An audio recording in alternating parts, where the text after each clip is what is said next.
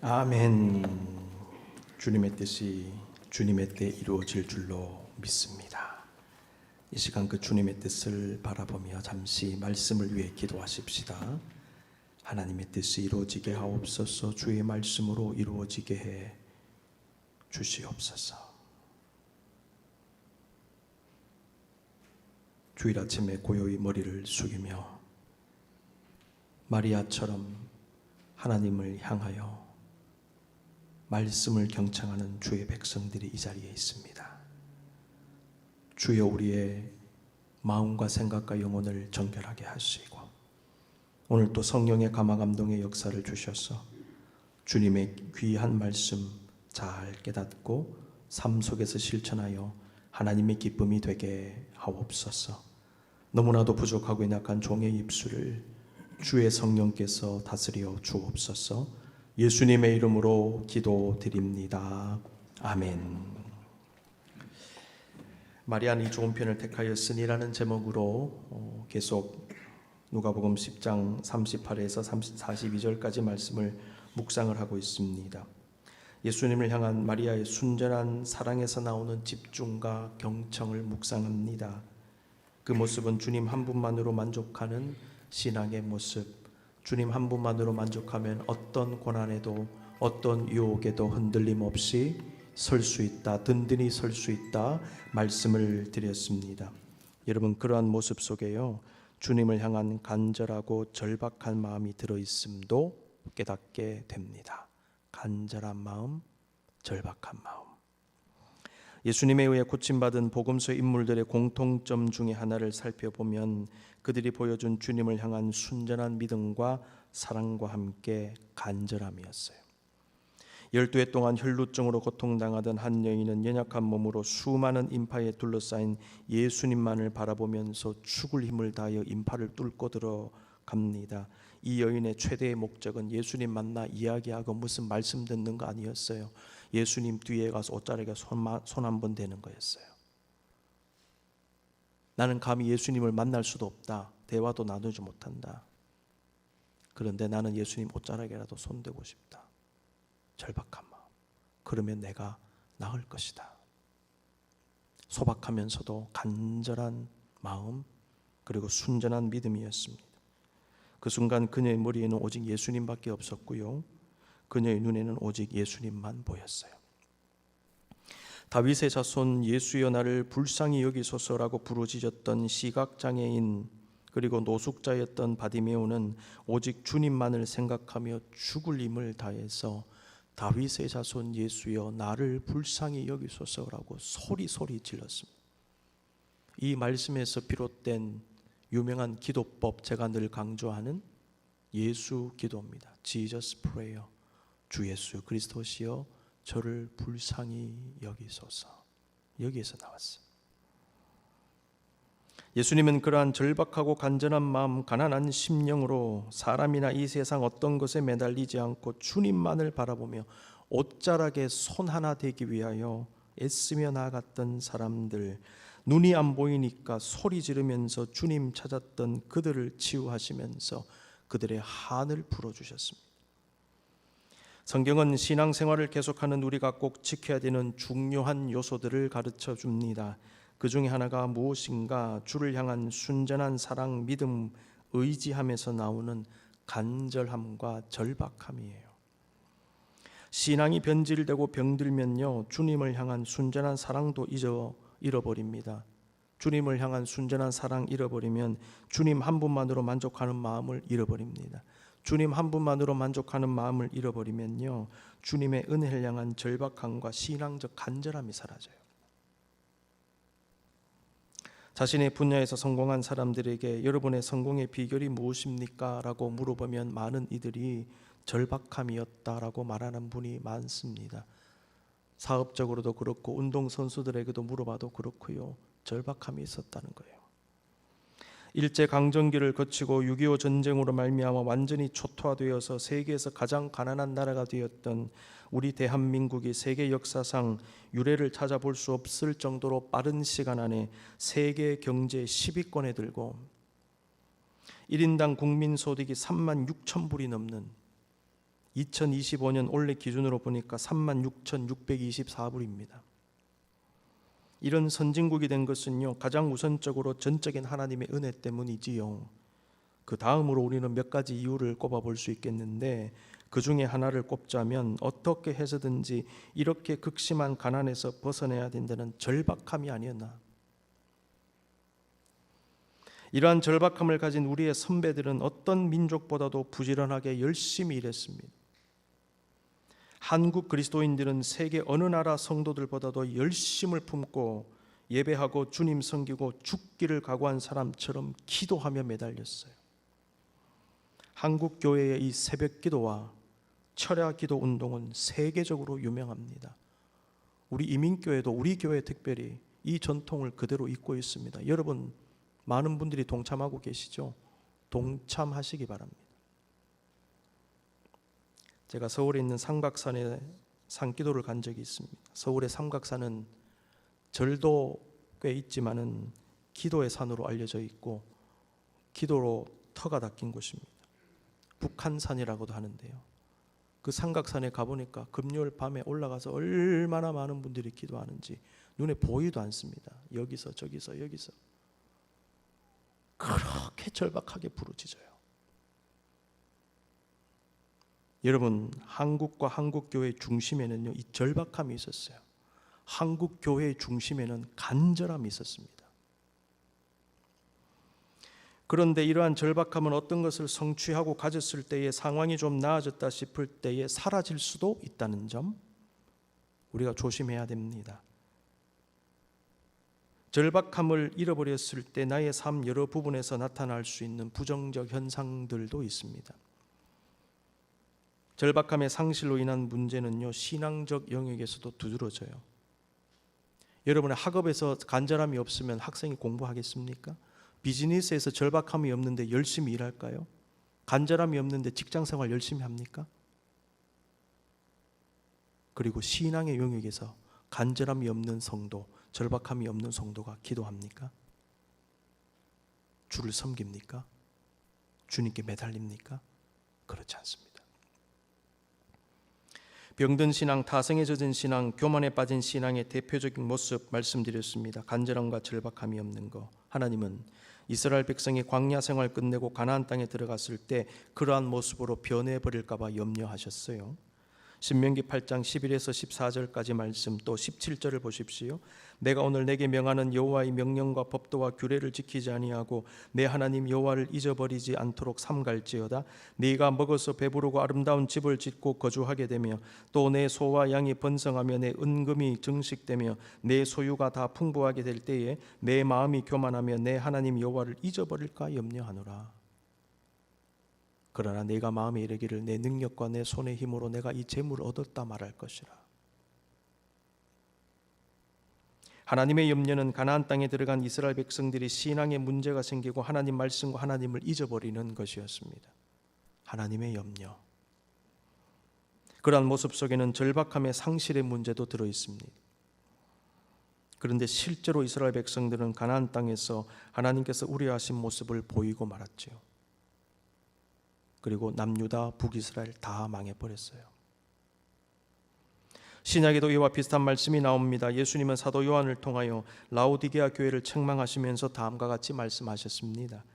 요한계시록 3장 15에서 17절, 내가 내 행위를 아노니 네가 차지도 아니하고 뜨겁지도 아니하도다. 내가 차든지 뜨겁든지 하기를 원하노라. 내가 이같이 미지근하여 뜨겁지도 아니하고 차지도 아니하니 내 입에서 너를 토하여 버리리라. 내가 말하기를 나는 부자라 부요하여 부족한 것이 없다 하나. 내 공고한 것과 가련한 것과 가난한 것과 눈먼 것과 벌거벗은 것을 알지 못하는도다. 라오디게아 교회의 문제가 뭐냐면 순수하고 하나님 보시기에 합당한 신앙과 삶을 잃어버린 것과 함께 영적인 절박함을 잃어버린 것입니다. 자, 그렇다면 가나안 땅에 들어간 이스라엘 백성과 라오디게아 교회 교인들이 하나님을 향한 간절함을 잃어버린 이유가 무엇일까요? 신명기와 요한계시록 두 본문은요, 그 이유를 우리에게 알려주고 있습니다. 그 이유는 그들이 받아 누리게 된 물질적 번영과 풍요였습니다. 신명기 8장 12에서 14절 다시 한번 봅니다. 네가 먹어서 배부르고 아름다운 집을 짓고 거주하게 되며 또 내 소와 양이 번성하며 내 은금이 증식되며 내 소유가 다 풍부하게 될 때에 그때 네 마음이 교만하여 내 하나님 여호와를 잊어버릴까 염려하노라. 광야에서 고생하던 이스라엘 백성은 하나님의 은혜로 가나안 땅에 들어가게 되었는데 그곳에서 먹고 배부르고 아름다운 집 짓고 살고 소와 양이 막 늘어나고 은금이 증식되고 소유가 풍부해졌지요. 문제는 그때 사람이 변질되더라는 겁니다. 그들은 성공과 번영과 풍요 속에 과거에 가졌던 절박함, 광야 생활할 때 가졌던 절박함을 잊어버렸어요. 그들은 심지어 하나님을 잊어버렸습니다. 그들은 하나님이 더 이상 필요하지 않다고 여겼는지도 모릅니다. 왜 그럴까요? 자기들에게 다 있는 것 같으니까. 라오디게아 교인들이 뜨겁지도 아니하고 차지도 아니한 미지근한 신앙이 되어버린 이유가 무엇인가? 하나님을 향한 참된 신앙과 사랑뿐만 아니라 열심과 간절함을 잃어버린 이유가 무엇인가? 이들도 마찬가지로 자신들의 부요함과 육신적 풍요와 안락함 때문임을 알 수 있습니다. 요한계시록 3장 17절을 보십시오. 네가 말하기를 나는 부자라 부요하여 부족한 것이 없다 하나. 똑같은 현상이에요. 가나안 땅에 들어간 이스라엘 백성과 라오디게아 교회의 교인들은요, 그들에게 주어진 것들, 세상적인 것들, 하나님의 은혜로 받은 것들, 그것들로 인하여 하나님이 아니면 안 된다는 마음, 주님 한 분만으로 만족하는 마음, 그리고 가난한 심령을 잃어버렸어요. 심령의 가난한 자는 복이 있나니 천국이 저희 것입니다. 가난한 심령 잃어버렸어요. 가난한 심령은 하나님만 붙잡는 심령, 간절하게 매달리는 심령. 주님 아니면 안 됩니다.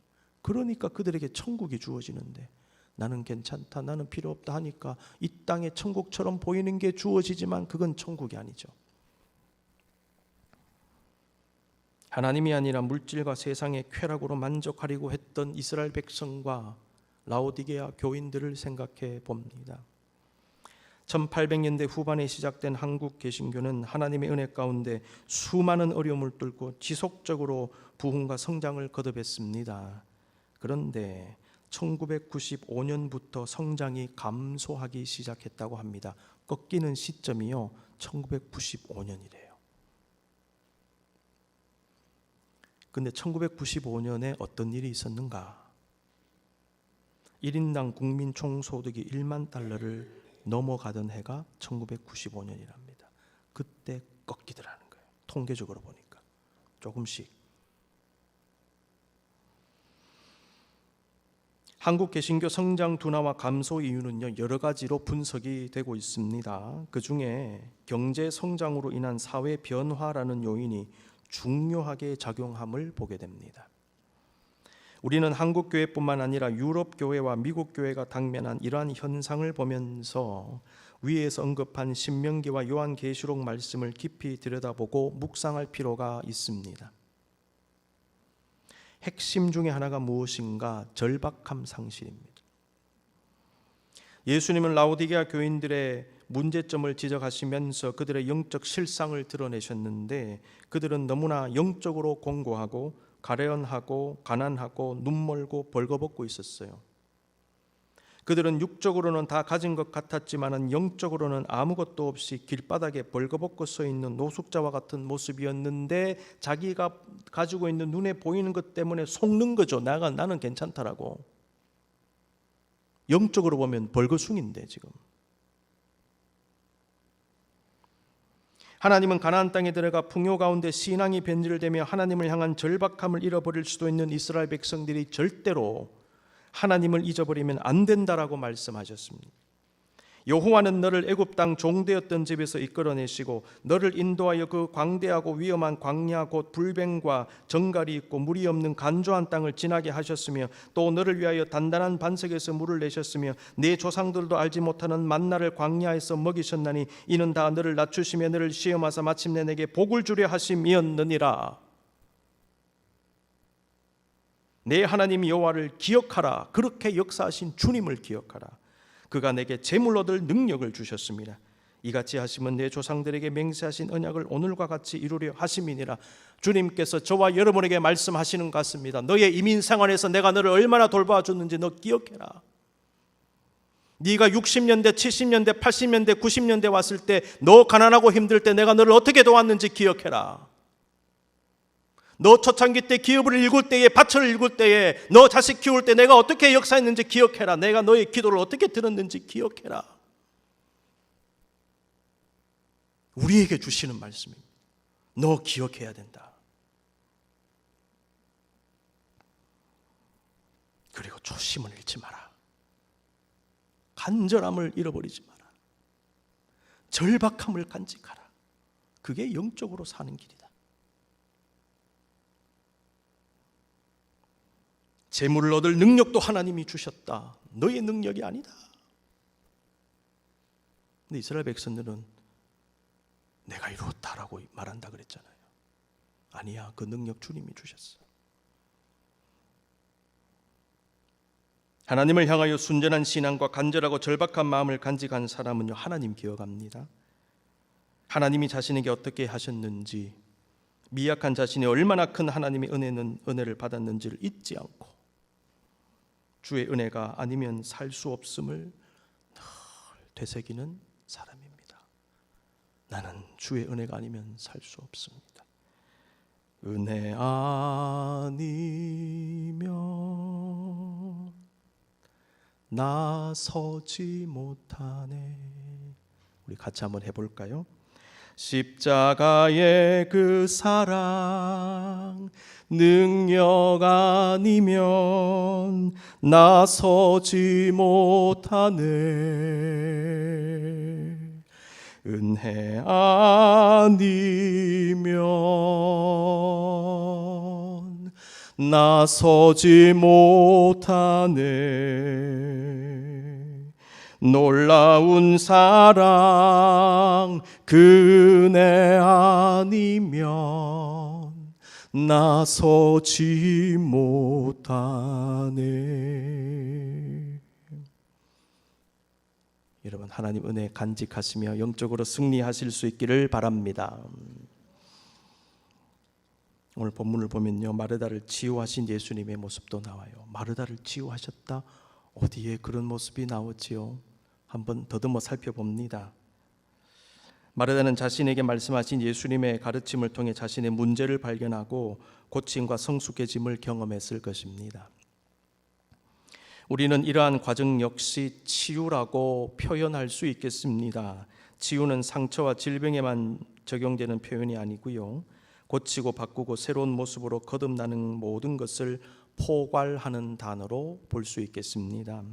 다윗은 자신의 죄를 참회하면서 자신을 고쳐달라고 기도했지요. 시편 6편 2절입니다. 여호와여, 내가 수척하여 싸우니 내게 은혜를 베푸소서. 여호와여, 나의 뼈가 떨리오니, 그 다음 기도 보세요. 나를 고치소서.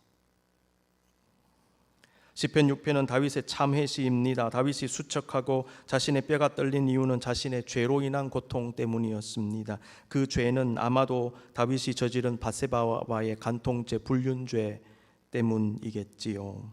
그때를 생각하며 참회하며 지은 시가 시편 6편이 아닌가 학자들은 말합니다.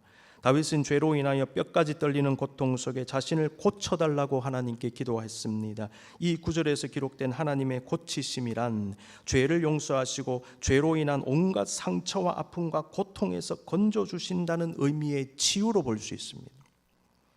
하나님은 솔로몬이 성전 건축을 마치고 하나님께 봉헌한 후에 밤에 솔로몬에게 나타나셔서 다양한 말씀들을 주셨는데요, 그 가운데 하나가 다음의 말씀입니다. 역대하 7장 13, 14절을 보십시오. 혹 내가 하늘을 닫고 비를 내리지 아니하거나 혹 메뚜기들에게 토산을 먹게 하거나 혹 전염병이 내 백성 가운데 유행하게 할 때에 내 이름으로 일컫는 내 백성이 그들의 악한 길에서 떠나 스스로 낮추고 기도하여 내 얼굴을 찾으면 내가 하늘에서 듣고 그들의 죄를 사하고, 그 다음 보십시오, 그들의 땅을 고칠지라, 이렇게 되어 있어요. 이 구절에서 고칠지라로 번역된 히브리 말 보니까 에르파로 되어 있는데, 이것은 치료하다 혹은 회복하다라는 뜻을 가진 라파에서 나왔습니다. 여호와 라파, 치유의 하나님. 근데 고칠지라 이렇게 번역됐죠. 하나님은 죄악으로 인하여 땅과 나라와 공동체가 하나님의 징벌로서의 재앙을 경험할 때 자신들의 죄를 뉘우치고 악한 길에서 떠나 스스로 낮추고 겸손히 기도하면서 하나님 앞에 매달리면 그들의 죄를 사해 주신다라고 약속하셨습니다. 그런데 하나님은 그러한 회복을, 그러한 죄 사함을 고쳐주신다, 치유하신다라는 표현으로 표현하셨다는 것입니다. 누가복음 19장에 나오는 세리장 삭개오가 예수님 만나기 전과 후의 모습은 너무나 다릅니다. 삭개오는 돈 많은 부자였습니다. 그의 왜곡된 삶으로 인해서 사람들의 비난의 대상으로 살아갔습니다. 누가복음 19장 17절에도 무사람이 보고 수군거려 이르되 저가 죄인의 집에 유하로 들어갔도다. 죄인의 집에 들어갔다. 저것 봐라, 죄인의 집이다. 이런 얘기를 들었어요. 그런 사람들에게 죄인으로 규정된 존재였습니다. 그런 상황에서 삭개오는 삶의 어떤 보람도, 어떤 만족도, 어떤 기쁨도 없이 번민 가운데 살았어요. 그런데 자신에게 먼저 다가와 손 내밀어 주신 예수님 만난 후에는 크게 변화되어진 마음으로 다음과 같이 말했습니다. 누가복음 19장 8절 삭개오가 서서 주께 여짜오되 주여 보시옵소서 내 소유의 절반을 가난한 자들에게 주겠사오며 만일 누구의 것을 속여 빼앗은 일이 있으면 내 갑절이나 갚겠나이다. 본문에 나타난 삭개오의 모습을 어떻게 한번 표현해 볼 수 있을까요? 삭개오는 예수님에 의해 치유받은 자가 된 것입니다. 그의 영혼도 치유받고 마음도 치유받고 생각도 치유받고 상처도 치유받고 자신의 과거가 치유받았습니다. 말과 행동과 삶의 모습도 치유받은 것입니다. 자, 이런 의미에서 성경에 기록된 하나님이 치유로 가는 것은 죄사함과 영적 회복과 영적 갱신의 의미도 담고 있다라고 말할 수 있는 것입니다. 아픈 마음의 상처도 치유받지만은 나의 육체도 치유받지만은 나의 과거도 치유받는다. 나의 삶 자체가 치유받는다. 이렇게 말할 수 있다는 것이지요. 따라서 우리는 하나님의 치유의 적용 대상과 내용과 범위를 넓게 생각해야 합니다. 우리의 신앙도 매일같이 치유받음으로 거듭나야 할 것입니다. 우리의 삶도 그러한 치유의 은혜를 경험해야 됩니다. 우리의 가정과 기업과 교회와 사회와 나라도 마찬가지입니다. 성경에서 말하는 치유라고 하는 것은 육체와 영혼의 치유뿐만 아니라 마음의 치유, 죄사함의 치유, 하나님과의 관계 회복으로서의 치유, 새로워지고 거듭나고 성숙해짐으로써의 치유를 다 포함합니다. 그러므로 우리는요 치유받아야 돼요. 오늘 본문에 나오는 마르다에게 주신 예수님 말씀 역시 이런 관점에서 다시 생각해 보아야 한다는 것입니다. 예수님은 마르다의 사고방식, 신앙생활의 방식, 삶의 방식 등에 스며든 문제들을 알게 하셨어요. 그녀의 신앙을 고쳐주시고 치유해 주심으로 보다 새롭고 성숙한 모습으로 나아가게 하십니다. 선한 사마리아 사람의 모습을 통하여 율법 교사의 잘못된 생각을 고치시고 새롭게 하셨던 예수 그리스도께서 마리아의 모습을 통하여 마르다도 고치기를 원하셨구나 라는 사실을 깨닫게 됩니다. 주님은 오늘 본문을 통해 저와 여러분도 고치시기를 원하십니다. 예수님을 그렇게 신실하게 믿고 사랑하며 섬기기를 원했던 마르다도 오늘 본문에서처럼 예수님의 가르침과 권고를 받아 고쳐야 할 점들을 가지고 있었듯이 우리 역시 여전히 부족하고 연약하며 실수가 많고 많은 부분에서 수정과 변화가 필요한 것이 사실입니다. 아무리 신앙생활 열심히 하고 아무리 내가 수십 년 믿어도 나는 여전히 고칠 게 많은 사람, 치유가 필요한 사람이에요. 여러분, 우리는요 우리 자신의 문제를 겸허히 인정하고 받아들일 수 있어야 합니다. 한번 생각해 보십시다. 나의 문제가 무엇인가? 나는 무엇을 고쳐야 하는가? 여러분 깊이 생각해 보셨습니까? 지금 당장 내가 버려야 할 나의 죄와 허물이 무엇인가? 내 마음과 생각에 문제는 없는가? 나는 잘못된 습관을 가지고 있지 않은가? 잘못된 성격과 기질이 있지 않은가? 어떤 것을 할 때에 이상하게 그쪽으로 가는 경향성이 있지 않은가? 말과 행동과 삶의 패턴은 어떤가? 깊이 생각해 보십시다. 마르다는 자기 문제를 예수님 만나기 전에는 몰랐겠죠. 근데 그때 그 당시 예수님이 마리아를 통해서 알려주신 거예요. 마찬가지로 주님은 매일같이 우리에게 알려주세요. 주님만을 온전히 사랑하고 주님만으로 만족함으로 흔들림 없이 서는 사람, 보다 나은 마음과 생각, 보다 성숙한 신앙과 영성, 주님께서 기뻐하시는 믿음의 삶의 모습으로 거듭남으로 치유받은 인생, 주 안에서 평안과 안식을 누릴 수 있을 것입니다. 기독교 역사상 가장 위대한 신학자요 목회자 중에 한 사람이라고 할 수 있는 성 어거스틴은 자신이 쓴 고백록 1장 1절에서 다음과 같이 기록했습니다. 당신은 우리 안에 마음을 움직여 당신을 찬양하고 즐기게 하십니다. 당신은 우리를 당신을 향해서 라틴어로 아드테 향해서 살도록 창조하셨으므로 우리 마음이 당신 안에서 인테 안식할 때까지는 평안하지 않습니다. 고백록을 번역한 어거스틴 전문가 선한용 교수의 책을 보니까요, 이 짧은 문장은 고백록의 전 사상을 나타내고 있을 뿐만 아니라 어거스틴의 전 사상을 대표하는 문구로 볼 수 있다라고 말했어요. 굉장히 중요한 문구입니다. 아울러 당신을 향해서 아드테라는 표현은 인간의 본래적 삶을 말한다. 원래 우리는 하나님을 향해서 나아가야 되는 존재, 아드테의 존재다. 그런데 죄악으로 인해 타락했죠. 그러니까 반대 현상이 나타났는데 하나님에게 등을 돌리는 아테 혹은 아브스테의 현상이 생긴다. 이건 당신에게서 돌아선다. 신학적으로 얘기하면 하나님으로부터의 소외와 분리를 의미한대요. 그러면서 이렇게 말합니다. 회심이 무엇일까? 회심이란 결국 하나님에게서 등을 돌리는 상황에서 하나님을 향하는 삶으로 바뀌어지는 것이며, 기독교인의 삶의 순례는 마지막으로 당신 안에서 인태 안식하는 것입니다 라고 말합니다. 여러분, 주의 발치에 앉아 예수님의 말씀을 들은 마리아의 모습을 우리 그림으로 한번 볼까요? 깊이 한번 응시해 보십시오. 마리아의 시선을 보시고요, 저 모습을 한번 보십시오. 저 마리아의 모습은요, 당신으로부터 소외되는 등을 돌리는 아테가 아니라 당신을 향해서 나아가는 아드테의 모습이에요.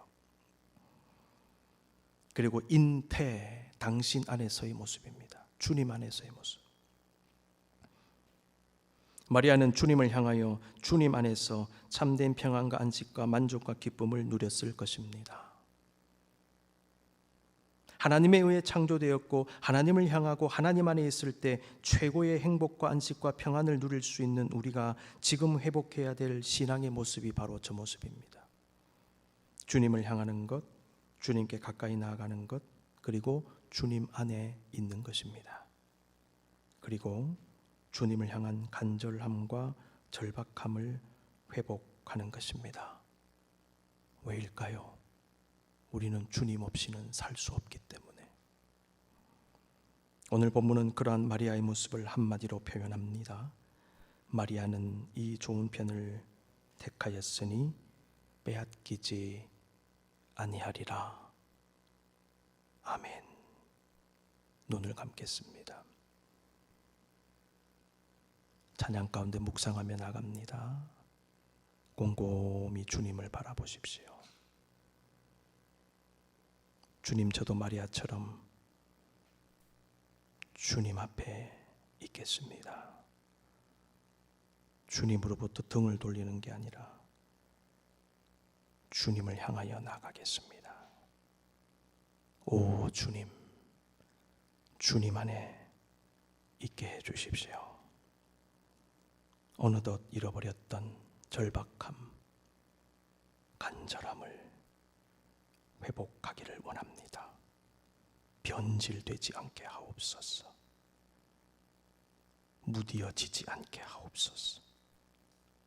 첫사랑을 가지게 해 주십시오.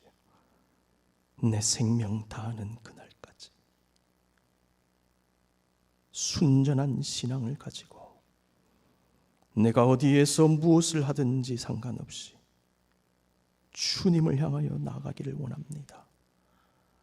저는 주님 없이는, 주 없이는 살 수 없습니다. 하나님 오늘도 붙잡아 주시옵소서. 우리 구주 예수 그리스도의 이름으로 기도드립니다. 아멘. 다 같이 일어나셔서 마지막 찬양 말씀을 묵상하시면서 찬양 드리시겠습니다.